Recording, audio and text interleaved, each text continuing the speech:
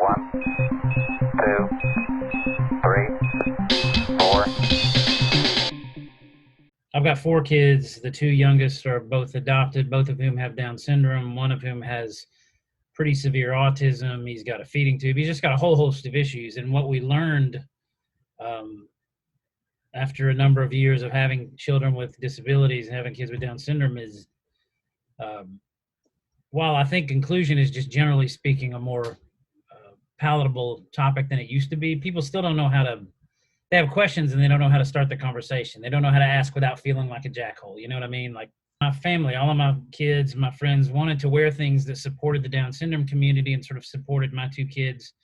And most of what we saw, not all, but most of what we saw was stuff that felt very things that my friends wouldn't wear. It was stuff that was very overtly, I love someone with an extra chromosome, which is awesome. I love all that stuff, but I wanted stuff that my friends who know nothing about Down syndrome, who know nothing about my children, would still wear just because they thought it was cool. And the hope being that that would begin a conversation about inclusion, about Down syndrome. I'll give people a window into asking the questions they feel weird asking me or my wife or my kids. So that the whole goal was just that. Can we build things that start conversations that look cool, that you might wear whether you know anything about Down syndrome or not, just because you think it's cool? Because that, to me, that's the power of design. My hope was we could create something in Triiestate that carried at a smaller scale the same level of feeling and emotional attachment and excellence that a thing like Nike does, but for people with Down syndrome primarily, and people who live outside of the normal community. I mean, I love design more than most anything. It's well, you know, when we were younger, music was the thing, and what I discovered was design's the only thing I've ever loved as much as I love music. And I think it's because it has the same sort of 2 pieces. There's a technical expertise required, and there's a wild amount of creativity required to be good at that. And it's just like music; it's the same thing. Like you can't just like music; you have to develop your craft. But I think design is this. It's a language that everybody speaks, even if they don't know they speak it. And to me, that's the power of design. Like,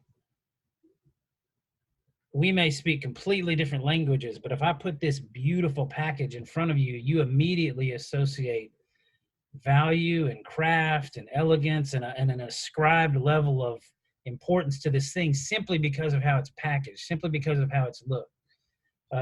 If it's, I can take 2 things of water and I can put boxes over the top of them and I can design them totally differently, and you have a totally different feeling about both when what's in them is identical. That, to me, that's the power of design. And so people notice it because they speak that language, whether they know they do or not. That's to me, that's the power of design. Like it's a language everybody speaks. It has a power unlike anything else to communicate a value and communicate a mood. And it's like a magic language that we all speak and nobody knows how. I just love it. It's powerful. When I see things that aren't beautiful made for people like my son or my daughter, I feel like there is an implied notion that they are not as important. And that breaks my heart and makes me furious at the same time. And I think despite my kids' different abilities, they don't deserve less beautiful. They don't deserve less stylish. They don't deserve less awesome because they have Down syndrome. And to me, I can take design and I can put beautiful design on top of Down syndrome, on top of this cause, this thing that matters so much to us, and I can ascribe it importance and value that I think a lot of the world doesn't ascribe to them and to Down syndrome. And that's part of the reason, for me personally, that's part of the reason we did this, is because like I want my kids to see that their friends who are wearing Nike or Adidas or whatever it is, like if you want to wear something that's cause related, it doesn't have to be ugly. It can be beautiful. And I think design ascribes importance to things, value to things in that way. And that's one of the reasons we did it. It's because I want what represents them and what represents Down syndrome to be as beautiful and as cool and as interesting as Nike or Under Armour or any of those things that we all love so much. One of the other things we have planned is to do a series of shirts that are designed by folks with Down syndrome. So we've got some teenage and young adult people who are working on art that we're going to feature on shirts, and then we'll feature them as artists, and we'll use, I think probably what we'll do is use those designs as ways to raise money for something that matters to them. You know what I mean? If they have a particular charity or the Down Syndrome Association of their particular area. But that's another way to me. We say, look at these beautiful things that these people can create that you don't consider. Like, they're beautiful artists. They think in really interesting ways. You know, Evan makes these connections from thing to thing that are really interesting. And she's a 13-year-old girl with Down syndrome, but she's complex in many ways that we don't give her credit for. So I don't know. My hope is that it gets people into this deeper level of understanding. Maybe, I don't know, that may not be the right word, but there's just really depth and beauty there that I think people miss, because this, you know, you have misconceptions like people with Down syndrome are happy all the time, and that's patently false. My daughter's 13 years old, and some days she's really happy, and some days she's a 13-year-old girl, and it's terrifying.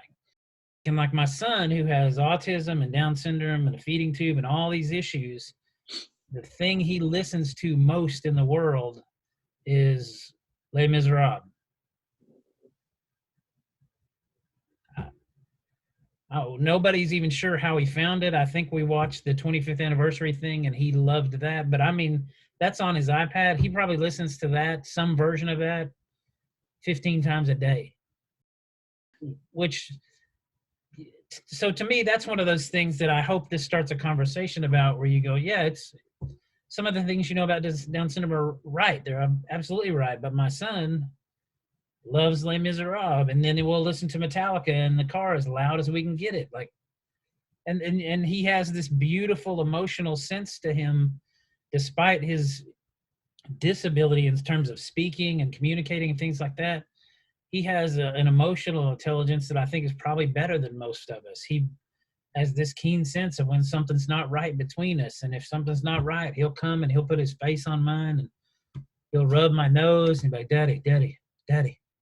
And until it's right with us and he knows it, he won't leave me alone. Like, which to me is this remarkable depth of intelligence and beauty that you don't see from those of us who function in a normal structure. And yet, to me, that's a level of emotional intelligence and beauty and heart that I feel like we could all do a little more of. You know what I mean? And if this starts that, if this opens that door, then great. In the long term, if it becomes a symbol for learning to love people who are different than you, then I hope it becomes that too. Because in the bigger picture, in the longer view, to me, that's what it is. Like, we're all better if we learn to love someone different than us. And that's a really nice talking point, but everybody's like, yeah, that sounds cool, awesome. But it really is true. Like, if you get around my son and you see that he's not that different, he has different abilities, he has a different way of communicating, but he's still this beautiful, remarkable, complex human being. Like, you know, you got to just learn to love people that are different than you. And that's a hard thing to do. So if I can use design to make that happen a little bit, then all the better.